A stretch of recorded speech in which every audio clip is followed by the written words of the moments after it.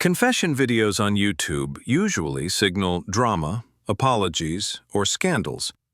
But when AI researcher David Shapiro dropped his recent confession, it wasn't about drama. It was about the end of the economy as we know it. He admitted he'd been chasing the hype cycle, gaming the algorithm with speculative predictions. But now, he's pivoting to the only thing that actually matters: post-labor economics.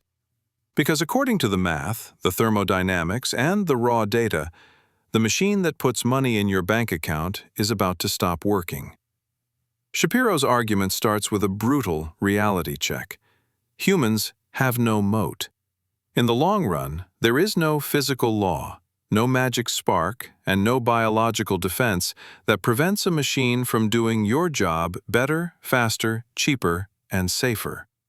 We are witnessing the transition from labor to capital, and the scary part isn't that robots are taking jobs, it's that the basic circulation mechanism of capitalism, the loop that keeps money moving, is snapping in half.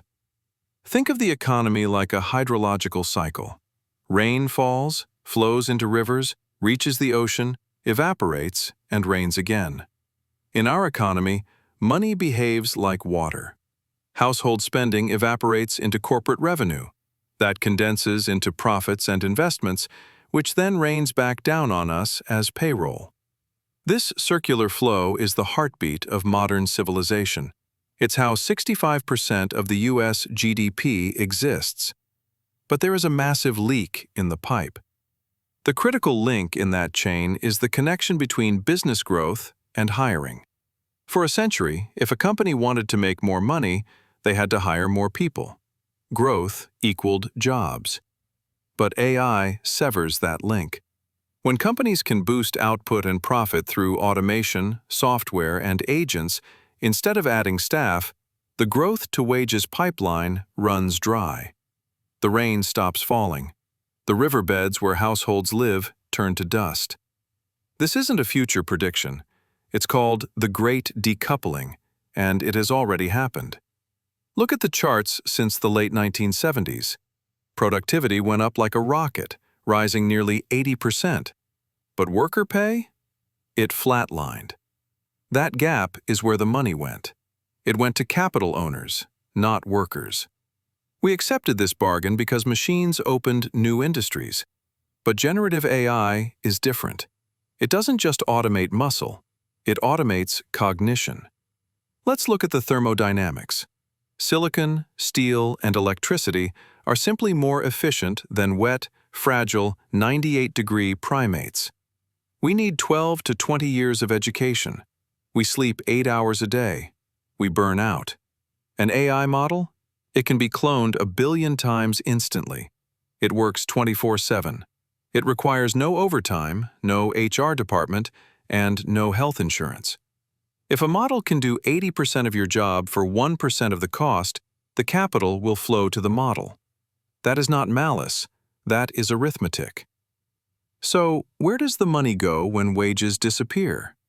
It doesn't vanish. It reroutes upward. This is called capital deepening. Instead of paying 1,000 mid-level employees, a company spends billions on NVIDIA H100 clusters and data centers. The profits from that output don't go to a payroll department. They go to shareholders, asset managers, and sovereign wealth funds. The money machine still hums, but it's operating in a closed loop at the very top of the tower, far above the street level. And here is the twist that terrifies the elites. The government is about to go broke too. Income taxes and payroll taxes make up the vast majority of federal revenue. That system relies on humans earning paychecks. If AI guts the labor market, the tax base collapses. No wages means no income tax. No income tax means no funding for Social Security, defense, or infrastructure. The government will be forced to tax the machines, or the assets, because that's the only place the money will be. This leads us to Shapiro's rewiring. If the wage engine is dead, we need a new plumbing system. We have to pivot from a labor-mediated economy to a capital-mediated one. In this new world, You don't get paid for your labor, you get paid for your ownership. Imagine a system where households live off dividends, profit sharing, and automated capital funds. The Federal Reserve injects liquidity, but instead of banks lending to businesses to hire people, the value flows directly to citizens as owners of the national compute stack. This isn't just universal basic income, it's about becoming shareholders in the automated future. If the robots are doing the work, the humans must own the robots.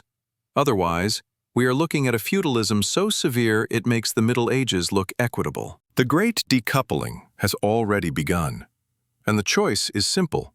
We either redesign the money machine to serve humanity, or we watch it serve only the machines and their masters.